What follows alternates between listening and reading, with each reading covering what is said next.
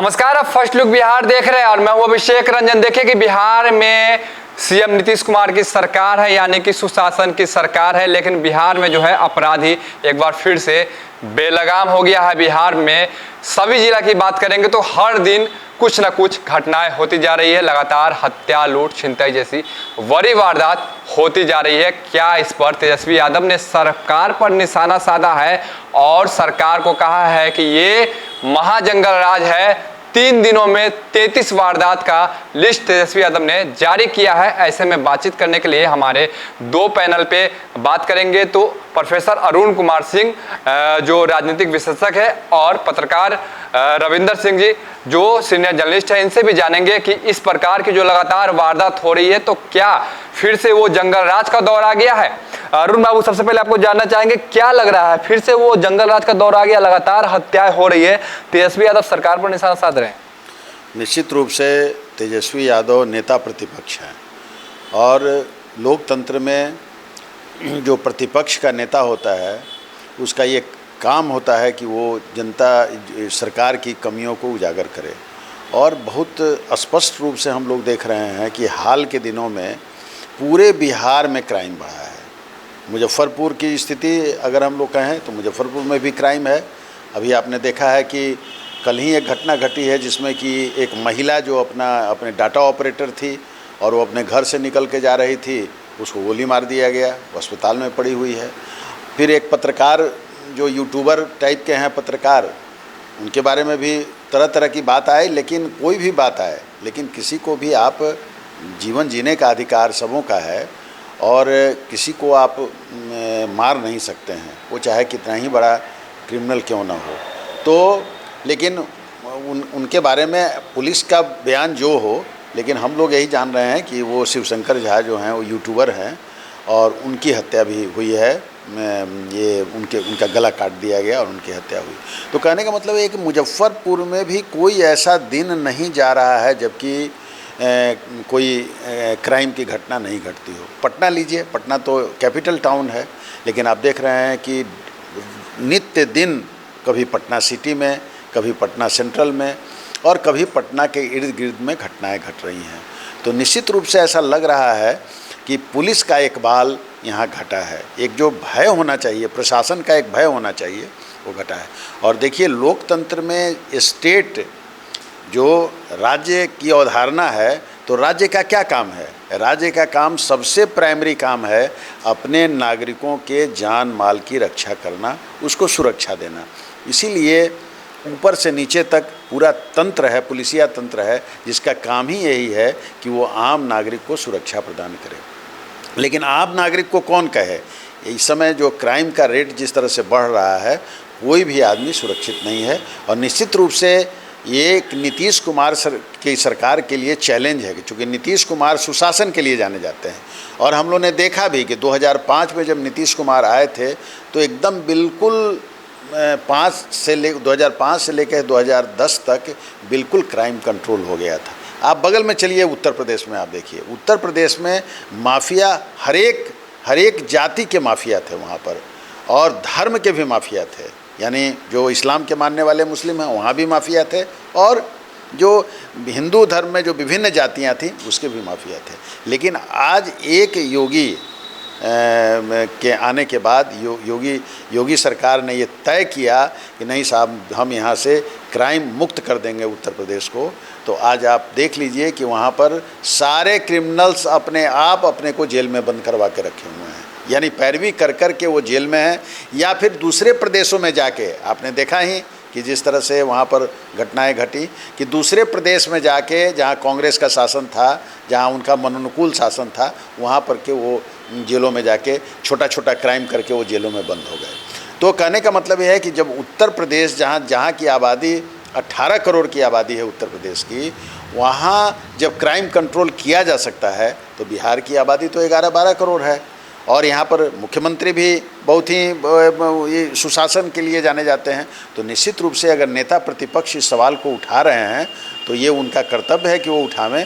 और सरकार को जंगल राज, जो देखिए, एक बात तो मानना पड़ेगा आपको कि हम लोग भी इस बात को मानते हैं कि उस समय जो जब आरजेडी की सरकार या उस समय की जो जनता पार्टी थी उसकी सरकार थी जिसके मुखिया लालू यादव जी थे, उस समय क्राइम का रेट बहुत बढ़ गया था, फिरौती मांगा जाता था, लोगों का अपहरण हो रहा था और कहीं ना कहीं ऐसी बात सामने में आ रही थी, लोगों के दिमाग में बात बैठती जा रही थी कि ये सत्ता प्रायोजित क्राइम हो रहा है, सत्ता प्रायोजित क्राइम हो रहा है।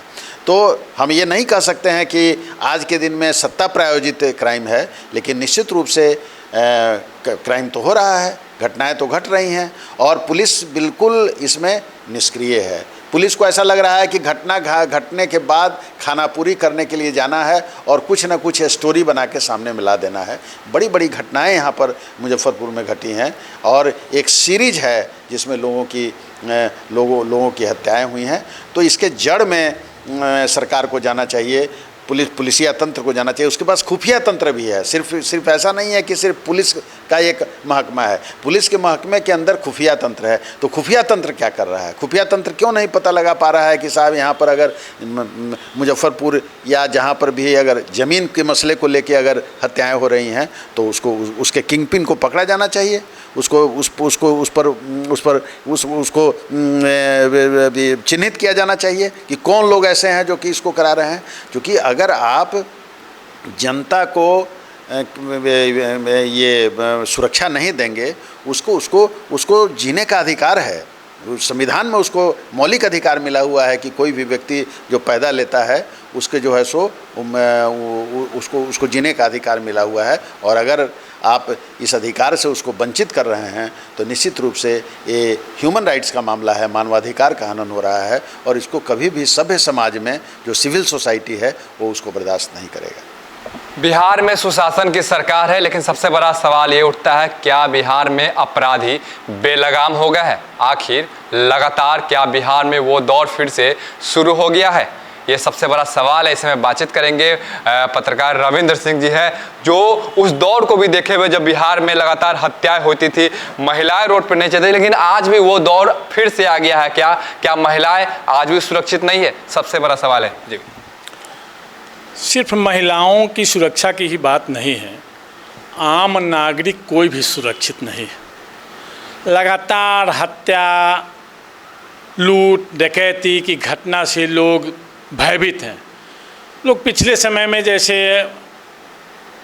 लालू जी की सरकार की बात करते थे, उसमें कोर्ट ने एक टिप्पणी कर दिया था कि जंगल राज है। तो उस जंगल राज के मामला में उस समय देखे थे, मीडिया से लेके हर जगह उछला था कि जंगल राज है। लेकिन आज उस जंगल राज की तरह जिसको आप जंगल राज कह रहे थे, उस जंगल राज से कमी क्या है? आज भी वही अपराध है। उसमें कुछ प्रायोजित अपराध की बातें आती थी, उसमें जो पहले अपहरण की घटना अधिक घटती थी, उस अपहरण की घटना में कुछ कमी आई है। लेकिन हत्याएं तो उससे भी अधिक हमको लगता है कि हत्याएं लगातार हो रही है। पुलिस का कोई हनक नहीं है, प्रशासन का कोई भय नहीं है, सरकार भी कोई ऐसा एक्शन नहीं ले रही है जिसके कारण अपराधी बेलगाम तो है ही। कोई भी अपने आप को सुरक्षित महसूस नहीं कर रहा है। ठीक है, जो पहले लोग 7-8 बजे के बाद शहर में निकलना, बाहर घर से निकलने में भयभीत होते थे, आज निकल रहे हैं, लेकिन आज भी भय उसी तरह का भय है। आज भी अपराध में कोई कमी नहीं है। लगातार ये बिहार का ऐसा कोई भी जिला नहीं है जिसमें अपराध की घटना नहीं घट रही हो। और जो भी घटना घटे पुलिस सिर्फ दावा करती है, लेकिन किसी घटना में पुलिस तह तक नहीं जाती है, कारण चाहे जो भी हो, जिसके कारण अपराधी बेलगाम है, अपराध की घटना घटती रहती है। अभी हाल ही में जैसा जिक्र किया गया, जो एक महिला कि कल परसों में जो है से हत्या के लिए प्रयास किया गया, बेला में हत्या का प्रयास किया गया, कई गोलियां उसको मार दी गई। मतलब दिन में वो ड्यूटी जा रही है, उसको गोली मार दिया गया। तो जब बड़े लोगों के हाथ के कारण पुलिस हाथ नहीं डालेगी तो फिर जैसे अपराध थमने का जैसे नाम कैसे लेगा? और कहीं न जो भी हम घटनाएं देखते हैं उसमें जो भी बड़ी घटना घटी, छोटी छोटी घटना, जैसे कोई स्मैकियर गिरफ्तार हो गया, कोई 4 चोर गिरफ्तार हो गया, तो झट से जैसे पुलिस अधिकारी उसमें प्रेस कॉन्फ्रेंस बुला करके अपने उपलब्धि गिनाते हैं कि हमने आज 4 चोर को गिरफ्तार कर लिया। लेकिन जो बड़े अपराधी है जिसको पुलिस जान रही है, वहाँ पुलिस हाथ नहीं डाल रही है। आप इसी शहर के लीजिए, पुराने कुछ इतिहास को जाकर के देखिए। यहाँ के सबसे प्रथम मेयर समीर कुमार की हत्या कर दी गई, आशुतोष शाही जैसे जो जमीन कारोबारी थे उनकी हत्या कर दी गई। ऐसे कई बड़ी हत्याएं हुई, लेकिन क्या पुलिस उसमें कोई कार्रवाई की है? कोई कार्रवाई, कोई तह तक पुलिस नहीं जा रही है। असली हत्यारों को जैसे पुलिस कुछ में खाना पूर्ति करके गिरफ्तार करके, लेकिन क्या उसको जैसे सज़ा सुनाई गई? पुलिस का काम है जो अगर अपराधी है तो सबूत इकट्ठा करके उसको सज़ा भी सुनाए, लेकिन पुलिस से सज़ा क्या, उसमें पुलिस बचाने का उपाय लगाती है। यह मामला लगातार पुलिस पर यह आरोप लगता रहता है कि जब कोई अपराधी की जमानत हो जाता है उसमें चार्जशीट किया जाता है ताकि उसका जमानत मिल जाए। तो यह आरोप पुलिस पर लग रहा है। इसमें पुलिस दोषी है? पुलिस दोषी नहीं है, सरकार भी दोषी है। अगर पुलिस उसकी सरकार की पुलिस कार्रवाई नहीं कर रही है और सरकार उस पर कोई कठोर निर्णय नहीं ले रही है, जैसा कि अभी अरुण बाबू ने चर्चा किया कि यूपी सरकार में, तो यूपी सरकार में जब सरकार टाइट है तो प्रशासन भी टाइट है, तो अपराधी भी जैसे भयभीत है। लेकिन यहाँ न सरकार टाइट है न प्रशासन टाइट है, तो अपराधी तो बेलगाम होगा ही। और ये घटना तब तक होगा, लोग तब तक सहमे रहेंगे जब तक इसमें सरकार कोई कठोर निर्णय नहीं लेगी और प्रशासन जैसे इस पर ईमानदारी से काम नहीं करेगी, तब तक इस अपराध पर अंकुश लगाना मुश्किल दिख रहा है। लगातार देखा जा रहा है, अगर मुजफ्फरपुर की बात करें तो मुजफ्फरपुर में पुलिस और अपराधियों के बीच में मुठभेड़ हुआ है। लगातार कई महीने की बात करेंगे तो कई ऐसे मामले निकल कर सामने आए। अभी 2-3 दिन पहले की बात कर रहे हैं जहां पर बैंक लूट की योजना बना रहे थे सिवाई पट्टी में, 2 अपराधी को पुलिस और अपराधी पर जब मुठभेड़ हुई थी दोनों को गोली लगा, उसके कुछ ही घंटे के बाद महिला को गोली लगी थी। तो क्या लगता है कि अपराधी को पुलिस गोली मार रही लेकिन उसके बाद भी मतलब कि अपराधियों के अंदर खौफ भय नहीं है? अब किस तरह की गोली? अब जो अपराधी देख रहे हैं, जो आप जैसे इनकाउंटर की बात किए हैं, उसमें हर अपराधी को देख रहे हैं जब पैर में गोली लग रही है। लेकिन पुलिस अगर वह अपराधी इनकाउंटर किया, अपराधी भी गोली चलाए, तो गोली कहाँ पर गोली लगी? उसका खोखा बरामद शो किया गया? तो किस तरह का इनकाउंटर है? हम यहाँ नहीं उसको पुलिस की इस घटना को झुठला नहीं रहे हैं, लेकिन उसमें क्या है, कौन बड़ा अपराधी है, उसमें कितनी घटना को अंजाम दिया था, कितने बैंक लूटे थे, उस बैंक लूटने के बाद जब अपराधी को गिरफ्तार किया गया इनकाउंटर में, जैसे उसको पैर में गोली मार करके, जो भी है पुलिस का निशाना तो है, बहुत तजुर्बा का निशाना है। जब तक हम देखें जो 7-8 अपराधी जो इनकाउंटर की बात आई है सबके पैर में गोली लगी हुई है, लेकिन वो अपराधी कहाँ गोली चला? अपराधी भी तो गोली चला, अपराधी से भी तो किसी को गोली लगी होगी। तो इस तरह की घटना से जब तक कठोर निर्णय नहीं होगा, पुलिस पारदर्शी भूमिका नहीं निभाएगी, सरकार से संरक्षण मतलब ऐसे बड़े लोगों को मिलना बंद नहीं होगा, तब तक इस अपराध पर काबू हमको लगता है पाना मुश्किल दिख रहा है। बिल्कुल। तो कब होगा बिहार में अपराध खत्म और कब होगा अपराधियों का खात्मा? क्योंकि बिहार में जो है अपराधियों का मनोबल अब 7वें आसमान पर है। आए दिन कहीं ना कहीं लूट हत्या जैसी बड़ी बड़ी वारदात हो रही है और कहीं ना कहीं विपक्ष अब सरकार पर हमलावर है। विपक्ष का कहना है, तेजस्वी यादव का कहना है कि 2 डिप्टी सीएम है, उसके बाद भी ये कैसा मंगल राज है, ये महाजंगल राज है। प्रोफेसर अरुण कुमार सिंह जी से जानेंगे क्या कहेंगे तेजस्वी यादव जिस प्रकार से लगातार ये मतलब कि आरोप लगा रहे हैं। देखिए, मुजफ्फरपुर का जहाँ तक सवाल है तो हम लोगों ने नौरूना कांड को देखा है। नौरूना एक बंगाली परिवार की एक बच्ची थी और उसका जांच तो सीबीआई, हमको तो ऐसा लगता है कि सीबीआई भी आके बिहार में फेल कर जाती है। देखा आपने कि यसी का एक अपहरण हुआ, वो बीबीगंज में अपने घर से निकल के और मैनेजमेंट कॉलेज जो एल.एन. मिश्रा मैनेजमेंट कॉलेज है वहाँ वो जा रही थी और बीच रास्ते से उसका अपहरण हो गया। उसमें मुजफ्फरपुर बंद भी कराया गया और पुलिस पर काफ़ी दबाव भी पड़ा। लोग डेलीगेशन में एसएसपी वगैरह सब लोगों से मिले, लेकिन अभी तक उसका कोई पता नहीं चल पाया। ये घटना जो है वो हुए 2 साल के करीब में हो गए। तो इस तरह से 5 साल की बच्ची ब्रह्मपुरा में खुशी, वो लापता हो गई, आज तक पता नहीं चला। तो इस तरह की घटनाएं घटती जा रही हैं। देखिए, इसमें इसको करने के लिए निश्चित रूप से जो हमारे पुलिस पदाधिकारी हैं उनको रिस्पॉन्सिबल बनाना और रिस्पॉन्सिबिलिटी फिक्स करनी होगी। जैसे अगर किसी थाना क्षेत्र में कोई घटना घटती है तो निश्चित रूप से वहाँ के जो थानादार हैं, जो इंस्पेक्टर हैं, उन पर रिस्पॉन्सिबिलिटी फिक्स होनी चाहिए। वहाँ के जो उसके वरीय पदाधिकारी हैं, जो डीएसपी हैं, जो एसएसपी हैं, एसपी हैं, सिटी एसपी हैं, उन पर होना चाहिए।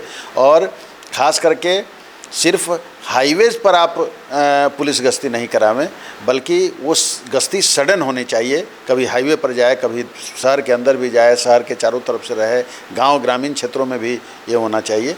निश्चित रूप से हमको तो आश्चर्य हो रहा है कि नीतीश कुमार जैसे सजग मुख्यमंत्री, हम लोग उनको बहुत हाई स्टीम में लेते हैं कि भाई वो, और लोग अपने को जब 2005 में वो आए थे तो लोगों ने एक संतोष का सांस लिया था, लेकिन धीरे धीरे ऐसा लग रहा है कि पूरे प्रशासन पर से उनका ग्रिप खत्म होता जा रहा है। क्यों ग्रिप खत्म हो रहा है सो पता नहीं चल रहा है। और डबल इंजन की सरकार है, केंद्र सरकार भी, ऐसा नहीं है कि आपको जो है सो केंद्र सरकार की भी मदद है। आप चाहिए तो मैं आप क्राइम को एक अच्छा मौका आपको है कि आप चाहिए तो पुलिस बल को, ज़्यादा पुलिस बल को, पैरामिलिट्री फोर्सेज को भी आप केंद्र सरकार से मांग सकते हैं। और यहाँ पर निश्चित रूप से एक जो